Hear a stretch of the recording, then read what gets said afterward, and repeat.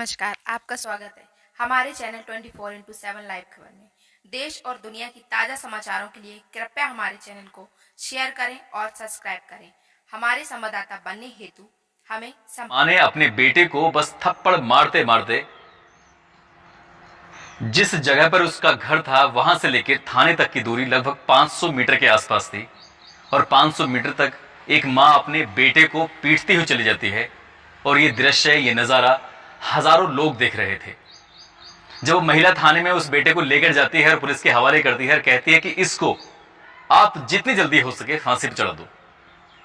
अपने ही सगे बेटे को, जिसको 9 महीने पेट में रखा था, मां जाकर कहती है कि इसको फांसी पर चढ़ा दो। तो एसएचओ भी हैरान थी, परेशान थी कि आखिरकार कोई मां अपने बेटे के बारे में ऐसा कैसे बोल सकती है। लेकिन अगली बात जब उस मां ने अपनी बेटे के बारे में बताई तो वाकई ये फांसी जैसी सजा भी छोटी लगने लगती है। ऐसा लगता है कि इससे बड़ी कोई सजा हो तो वो दे देनी चाहिए। मैं आपको सुनाने जा रहा हूं, ये सच्ची घटना है। झारखंड प्रदेश का एक जिला है लोहरदगा। दरअसल इसी सदर कोतवाली क्षेत्र का एक मोहल्ले में 27 अप्रैल 2022 की दोपहर लगभग 2 बजे के आसपास का वाकया था।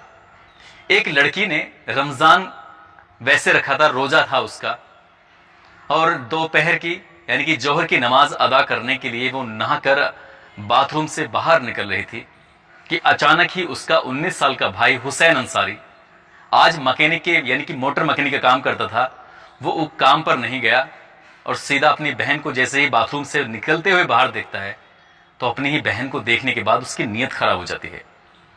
नीयत कुछ इस कदर खराब होती है कि उसके कपड़े उतार देता है और उसके साथ वो बदतमीजी करने लगता है, उसके साथ गलत काम करने लगता है।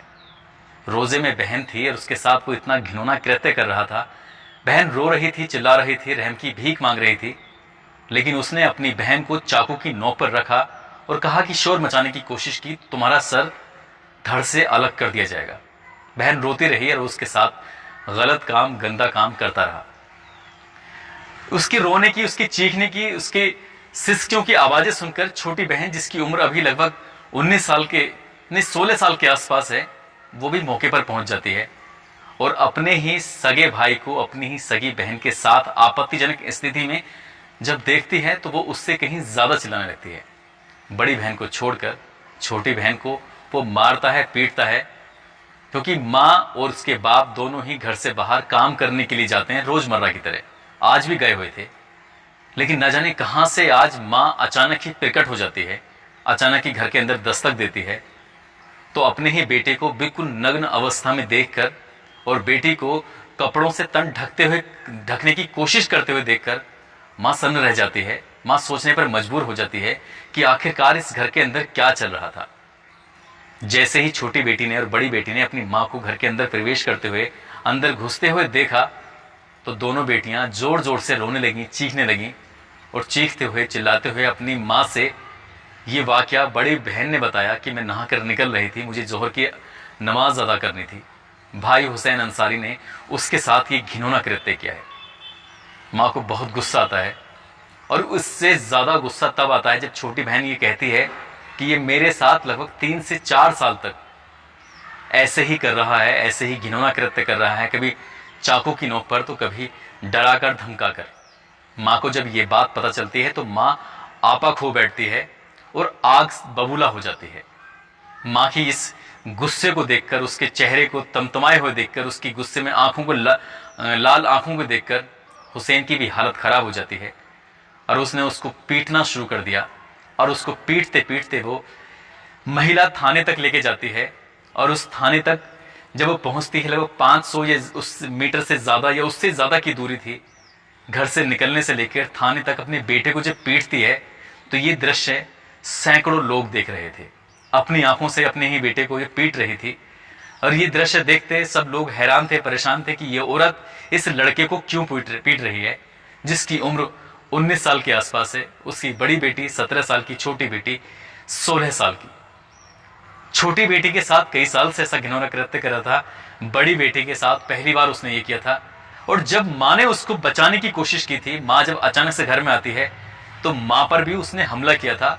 कहता है कि मैं तुम्हें भी नहीं छोड़ूंगा, लेकिन माँ तो माँ होती है, माँ ने उसको बिल्कुल नहीं छोड़ा। उसको पकड़कर उसको पीटते पीटते थाने में हाजिर कर दिया। और एसएचओ जोसेफिना उनके पास जाकर कहती है कि इसके खिलाफ जितनी भी गंभीर से गंभीर धाराएं हो सकती हैं आपके पास, उसमें मुकदमा दर्ज कर लीजिए, इसको कम से कम समय में आप फांसी के फंदे पर चढ़ा दीजिए। जब पूरी बात उस एसएचओ को बताई जाती है तो एसएचओ के दिमाग में सिर्फ एक ही बात आती है कि फांसी से बढ़कर कोई सजा नहीं हो सकती, लेकिन इसके लिए फांसी की सजा भी छोटी पड़ जाएगी। इससे कोई बड़ी सजा है नहीं हिंदुस्तान के अंदर। अगर होती तो शायद उसको वही होनी चाहिए जिसने अपनी सगी बहनों को नहीं छोड़ा और माँ को भी नहीं बख्शा। अपनी माँ पर भी उसने गंदी नीयत से, बुरी नीयत से उसको पकड़ लिया था, दबोच लिया था। और शायद छोटी बेटी उसको पहले ही बार में अपनी माँ से शिकायत करती तो वो छोटी बेटी इतने दिनों तक ये सब सहन नहीं करती और बड़ी बेटी के साथ भी ऐसा घिनौना कृत्य नहीं होता और माँ को वो इस गंदी नज़र से कभी नहीं देख पाता। हालांकि फिलहाल पुलिस ने उसके विरुद्ध गंभीर धाराओं में मुकदमा दर्ज कर लिया है। उसके मेडिकल परीक्षण के बाद उसको जेल भी भेज दिया है। पुलिस की कोशिश है कि कम से कम समय में उसके विरुद्ध चार्जशीट लगाई जाए और आरोपी को कम से कम समय में कोर्ट से सजा दिलाकर समाज को एक संदेश दिया जाए कि ऐसे आरोपियों की समाज में रहने की कोई जरूरत नहीं है। ऐसे आरोपियों को या तो सलाखों के अंदर रखा जाए या फिर उन्हें फांसी के फंदे पर चढ़ा दिया जाए। दोस्तों, इस कहानी को, इस किस्से को सुनाने का उद्देश्य किसी को परेशान करना नहीं है, किसी का दिल दुखाना नहीं है, बल्कि आपको जागरूक करना है, आपको सचेत करना है। और जहां रहें अपना ख्याल रखें, सुरक्षित रहें। जय हिंद, जय भारत।